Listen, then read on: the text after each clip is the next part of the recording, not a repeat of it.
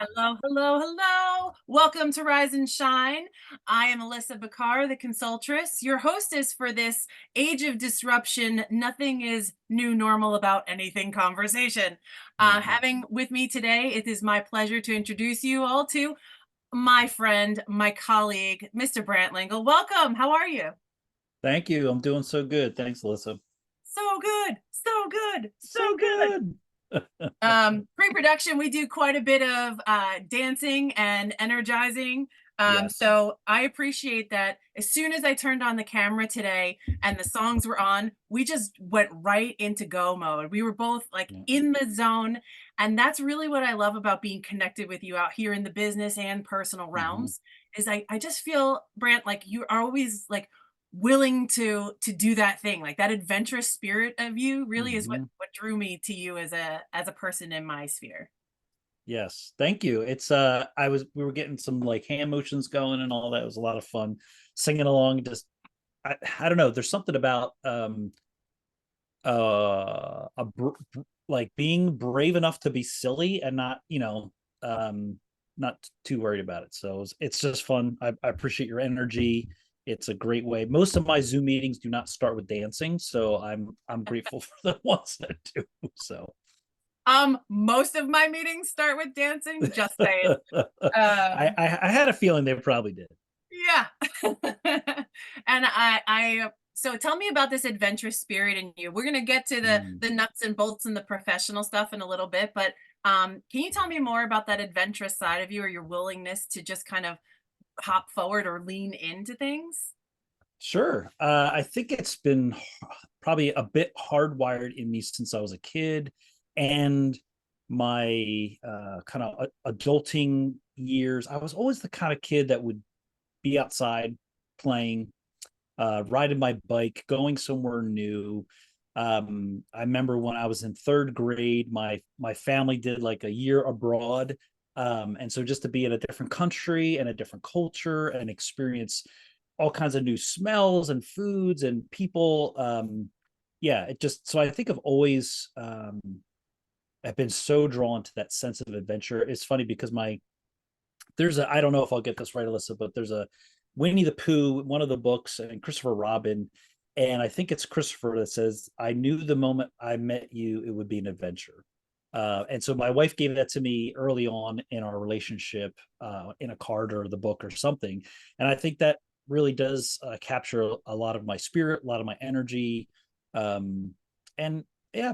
So I bring that into the business world. I bring that into relationship, and I'm always I think I'm drawn to like the curiosity and the energy and like, wow, what could I discover? What's around this next bend? So Yeah. And I think that right there, what you said about staying in curiosity, mhm, I think that is like the secret sauce to evolution overall, mhm, but also innovation in business. A lot of times I mhm, find when I'm mhm. talking to people and I'm like, this is what I do and this is who I do it for, it's almost like they're sleep talking a little. Yeah. And, to disrupt that and to wake people Mhm. up to being curious and to being, willing and playful, I think that it's almost necessary and a necessity in Mm. creating what comes next. So, how Yeah. does that creating what comes next? Because it seems that your persona, who you show up as in business, is that as a foundation. How does that translate? How does that show up in your work? Yeah, that's a great question. I love those like aha and magic moments where there is a little bit of an opening, a discovery, the curiosity spark that happens for people. And it can happen in a variety of ways. So I do quite a bit of executive leadership coaching, strategic advising for businesses, small, medium sized businesses, work with all kinds of leaders from board members to CEOs to folks in the C suite, usually like upper senior management. And to create the discovery point and the new insight or the new understanding, and through conversation and maybe through some assessment tools, is it's just fun. So one quick example, I was meeting with an executive on Monday, kind of serving as his advisor, and we're working with him. It's a family business. His family, that a lot of them are in the business, and then also his management team was just who I was on the call with right before this, and we used this assessment, and there was this aha moment. It feels very like very powerful, almost like sacred or spiritual. It's like a high honor to be in a space like that with someone, where he said, I realized my whole life I was kind of called this and looked at like this, and it was almost in a way of maybe shame, or you need to be different, and he never wanted to be, and so it created in him, so therefore I can't be, I can't be a leader, or I can't do this because I'm not, fill in the blank like this. And utilizing the assessment tool, talk through, is like affirmation that he experienced, where I this is how I am, and it reinforces that in a positive way. It's like that affirmation, like it's good.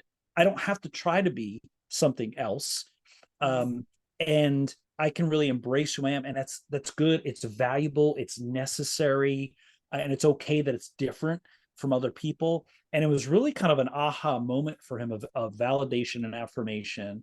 And also, what that did for him too, as a senior leader in this organization, the gift he was able to give himself, that insight, he's now able to give that to others. And he literally did that on the call with his management team. He said, this was something that was valuable for me. And it, when we can really see that each person, who they are, the uniqueness of how they think and how they, face life and process things, is important, is valuable, and learning to create understanding. So it just was like, it was a pretty cool moment. That was just on Monday, and then literally right before I hopped on this call. So to see those kind of moments of curiosity, aha, and discovery, it creates an opening where there's deeper understanding, there's appreciation for others. And honestly, I think it like results in like, it just makes your life a little bit simpler, because rather than a closed mind of this is how it should be, there's more, it's like limitless possibilities, I think. So And I want to draw out a little bit of awareness around this, is that, I talk a lot about my path through human potential and business as my transformative like vehicle. And I learned mm-hmm, that most of us have learned growing up, going to in K through 12 and then higher education, that there is a specific answer. Not many mm-hmm, opportunities, but there's mm-hmm, one way to do it. And how that has compounded from the time we were 5 until the time we were, I don't know, 20, 30, mm-hmm. might have appeared as if, well, I'm not a stodgy professional, therefore I must not, I like fun, so therefore I can't be in a serious profession.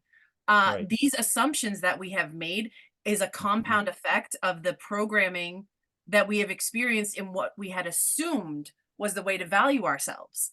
Yeah. So there's a huge opportunity in adult learning, as well as in the corporate space and the entrepreneur space, to be able to tap into that and unwire and rewire some of that stuff in our thinking, because our uniqueness is the paradigm that's going to help other people's paradigms shift, like you just described. He had a transformation and then turned around and said, is this helpful? I can remember Mm-hmm. a time when I hired a coach early on in my Consultress brand, to Mm-hmm. create the brand, number one. But number two, we would always make appointments and she would say, oh, I need to cancel, like almost last minute. And I'd wind up with this pocket of time where in that moment I was frustrated because I had rearranged my whole schedule to make this thing fit. And then all of a sudden I found myself, in a letdown. When I started looking at it from her perspective, when she started telling me about what happens, that she enjoys when people cancel and why, it gave her Mm-hmm. time back into her life. And I started looking at that from a new perspective because of the way she experienced this thing that in my, 9 to 5 or head, or like family business, everything's always on brain. I was like, Mm-hmm. wow, that one little space where you had a transformation now allows me to have it, and I get to pay that forward to my clients. So in my group program a couple weeks ago, it was office hours, and usually people come to work out whatever is up for them or have a conversation, and I put up into the challenge to the group, what is it that's top of mind for you that you have to do right now, Mm-hmm. that we can just stop talking and get to work on whatever that is in this time Mm-hmm. frame. And I got such good feedback from doing that atypical type of approach that was like, you gave me time back to do something that was huge priority for me. Mhm. And in 30, 40 minutes time that we all sat down and did our own thing, but in the same virtual space together, holding accountability, I was able to Mm, get so much done. And I did that with my accountability partner. So now I'm watching this thing grow to its fourth leap out, going, it has infused itself in the betterment of at least four people on the chain that I'm aware of mhm, for mhm. one upside downing that I did. One thing that was Yeah. an obstacle that turned into an opportunity for joy. So Mm, mhm.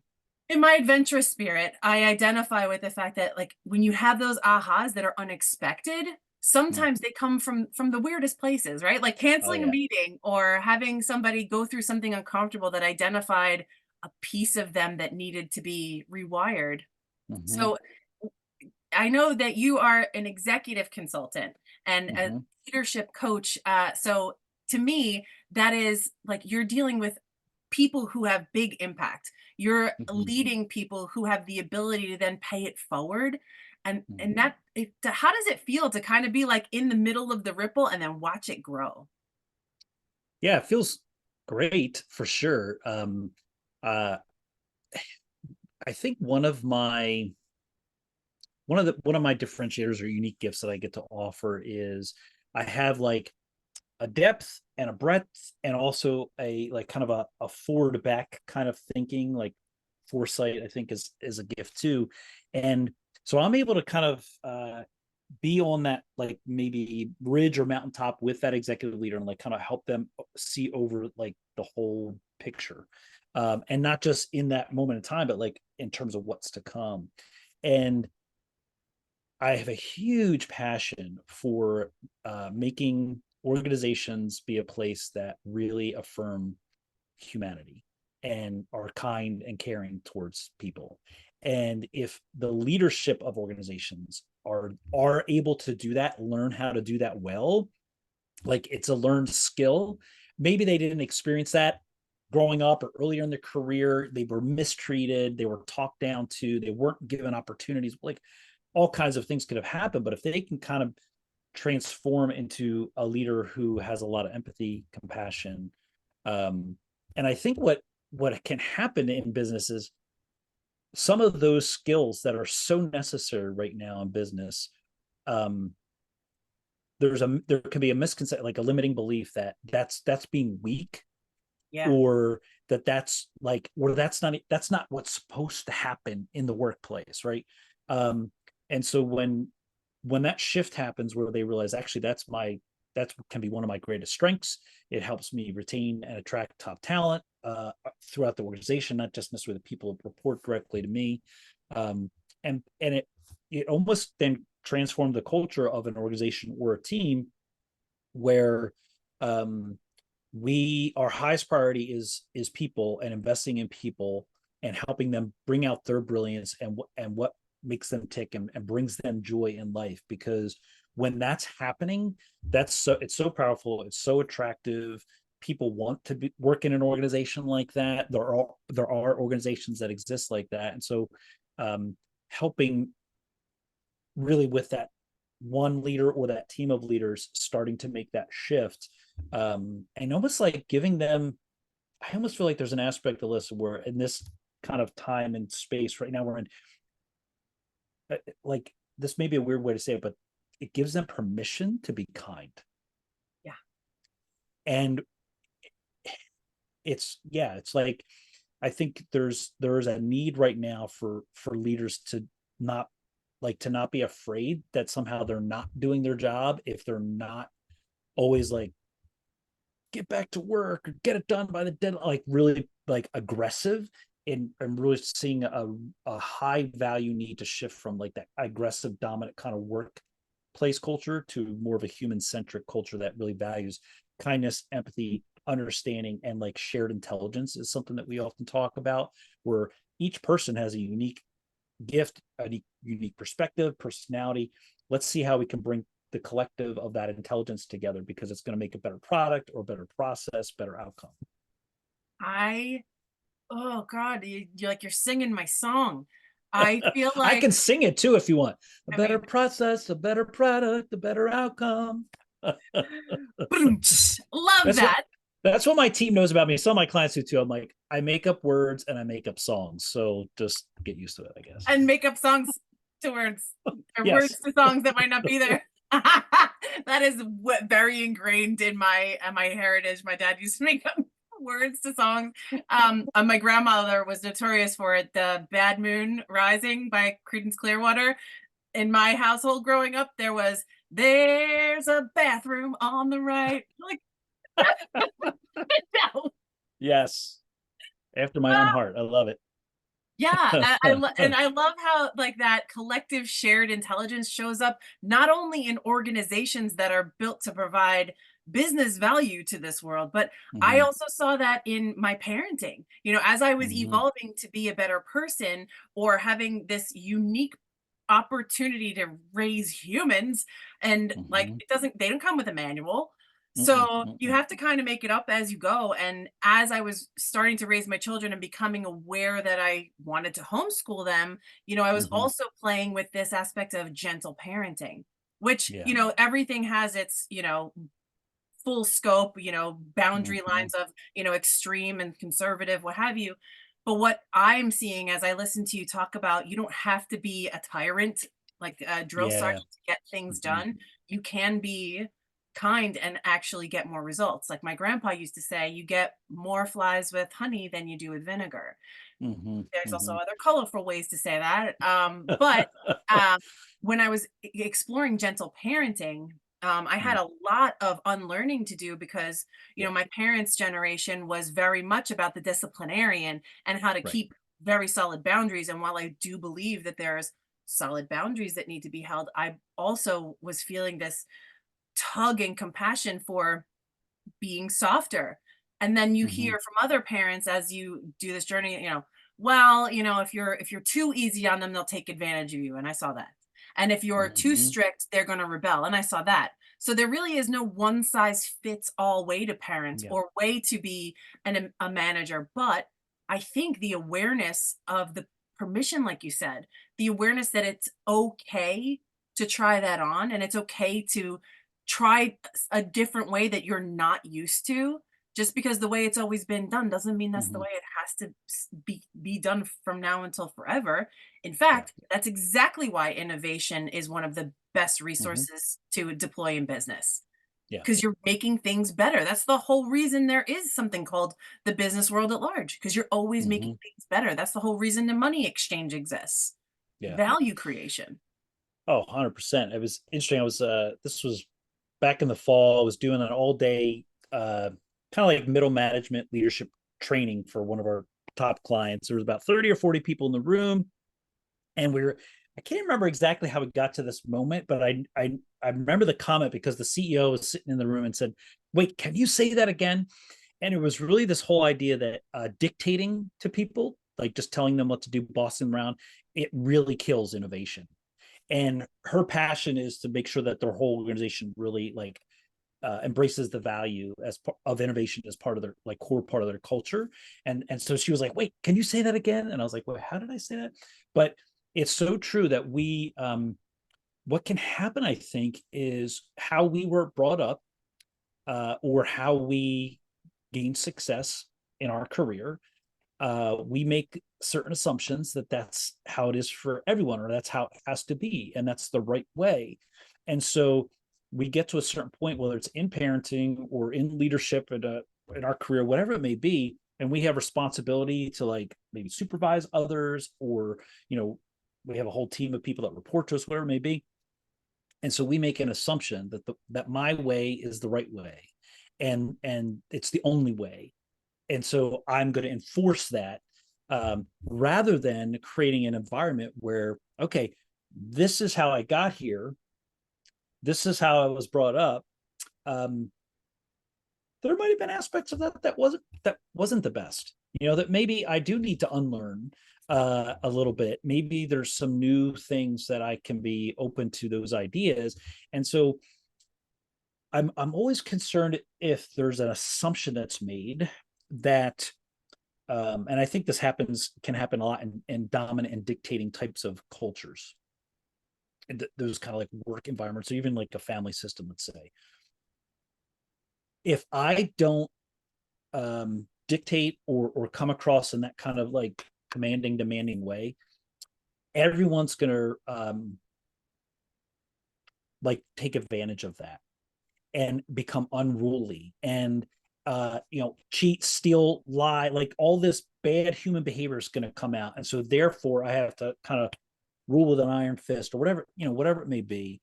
And I think, to me, I go to a deeper level and I say, what are you afraid of? There's a fear base that's happening there for you. And if you're allowing yourself to be controlled by that fear, how you think, how you speak, how you behave, that eradicates the environment for kindness and empathy.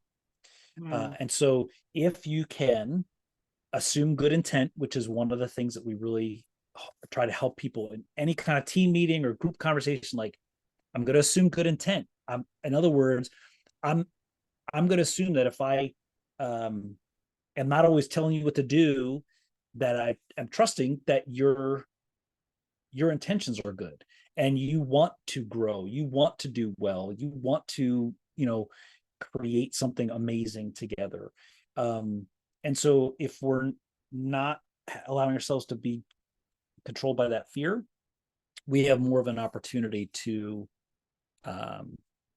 experience the beautiful exchange of kindness and empathy. Yeah, and I'm gonna say again, that is a life lesson that applies everywhere. Mm, Assuming good intent, yeah. you know, we all have that neighbor or that friend or that person in our community that we're always like, "Oh, Mm, why are they so" fill in the blank. And yeah. if you could look at it from an assumption of good intent, you Mm-hmm, may actually get a window into their predicament or their life that you may not be aware of. Like assuming upfront that you know everything there is to know and they're behaving this way that rubs you the wrong way. The assumption is the thing that's allowing you to stay mad or stay angry or stay in resistance mode, not in learning mode. mm-hmm, So, having the ability to assume good intent, like I'm listening to you talk about this going, how would my kid raising back when what how would it have gone differently if mm, every time my son did something we didn't assume that he was trying to get away with something, because that's right. been a Yeah. story in a lot of little boys lives is, Mm-hmm, let's assume that he's trying to get away with it or do something that he's not supposed to. What if we just mm-hmm, assume good intent? Right? So mm-hmm, that's a lesson for me to take home now that I have teenagers. Thank mm-hmm. you very much. Because they're not little anymore. My son and my daughter, No. they're in their teens and Mm-hmm, they're individuating. And I think that's going to be something that I, put in my pocket and take with me here, yeah. because assuming good intent, well, I think I do it in business and it's what allows me to connect with people at large, and creates that ability to have a rapport. And for people who we have been exposed to over and over again that we have a familiarity with, this is a really Mm-hmm, good lesson to go back and review, you know, is there more opportunity for me to assume good intent? Because mm-hmm, that's where the opportunity comes from, to grow and to learn more rather than assuming we already know everything we need to know. mm-hmm, Right. So I love that we're mm, breaking the paradigm of assumptions here in this conversation. yeah. We've talked a lot about curiosity and being kind. These are Mm-hmm, the way the world is going. There's a mm-hmm, reason why all of those industrial age structures are being challenged right now and breaking apart, because this disruption is meant to usher in the era of the greatest human compassion that has ever been. Read Alvin yeah. Toffler, he'll tell you so. Yes. Yes. Excellent. Well, it's long overdue. And I'm I'm committed to using my breath and my presence on this earth to fan that flame forward. That's why I'm here. That's why I do what I do. I'm a big believer that workplaces don't need to suck. You don't have to hate the people that you work with, and you can create an environment where it's not about like I just want to love coming to work every day or whatever. It's more about I actually think that the workplace is a great environment. It's in some ways like you were talking about parenting in the home environment where we are growing and evolving together as human beings. The net result should be we have improved as human beings during the tenure of when we lived in this house together or when we worked at this place together. And if we can, everywhere we go, if we're there for a year or 20 years, if we can say, did I leave it better than I found it? Have I grown and evolved as a human? Do I have greater compassion, greater kindness, greater skill, to know how to communicate well with others and really appreciate others?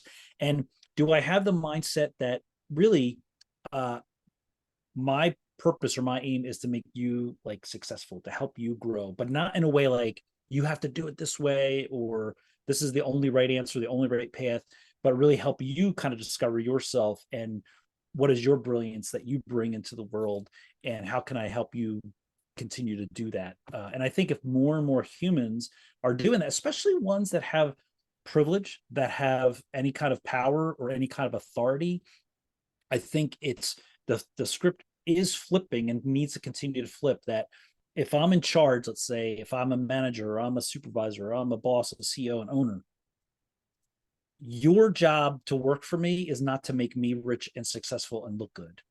My job is to make you successful and help you grow and evolve and give you an amazing, help you create an amazing whatever this is.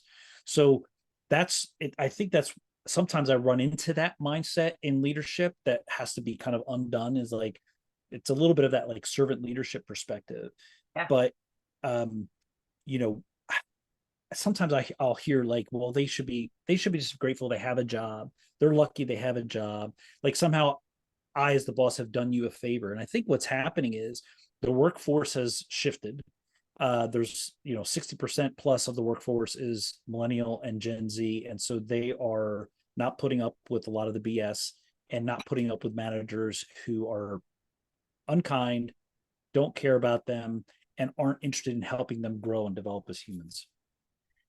And that is the exact way that the world is going. More Mm-hmm. collaboration, less power Mm-hmm. over, more power with, right? Mm-hmm. And Yeah. I Yeah. think of the old adage of like, I keep seeing my grandfather, because my dad opened up his own business and his dad, helped him get started, but he was kind of like pretending that he was the boss. He used to Yeah. come into the stores and stomp around and boss people around and fire people. They would call my dad from the payphone down the block. Your father just fired me again. But that was the era of like, Yeah. I'm the goddamn boss. I'll do what I want. Yep. But it's almost an Yeah. adult temper tantrum. If you Yeah. can look at Yeah. it in a way that I'm hurt and I want to Yep. be heard, and I haven't been able to be heard in most of my life and most of these spaces, so I have to force people to hear me. What is it that we think when hurt people hurt people? So if we Mm-hmm. can listen for, man, if this is how you're behaving, I wonder why you think this is the only way to be, and have compassion for that and help Mm-hmm. say, Brene Brown does a really good job of talking about Yeah. like having empathy and compassion, not trying to solve people's problems or push them, but to sit Mm-hmm. with them. Mm-hmm. That is a place where people start to open up and actually ask the questions, not like you should be curious about yourself, but actually being, hey, I'm curious with you. Can you tell me what's up with you right now? Like, are you doing okay? And showing that kindness and going first. I think that's Mm-hmm. what's turning over, is the workplace is looking up at management saying, this isn't a hierarchy of control and power. This is a structure that allows us to empower our value. So Mm-hmm. let's look at it from that perspective. Yeah. And I think that's what's making the world a better place right now. I'm excited that we're in this place where we get to have Yeah. amazing conversations that question the assumptions and that bring Mm-hmm. us forward into new understandings that allow everyone to have a better experience as we all grow together. It's gonna be messy sometimes, it's gonna be Mm-hmm. unpredictable, and that's where all of the value lives in terms of what we get to create next. It doesn't have to Yeah. be the way it always was, because it's going to be somehow better and improved. So I want to thank you for being here with me today. This has been an amazing Absolutely. conversation. Oh, yes. Where can people go to find you, learn more about the work you do, and connect with you? Yeah. So the website for my company is scotthackmanventures.com. We're a team of 8 consultants and growing, and we love coming alongside business leaders that really want to create compassionate workspaces. So reach out.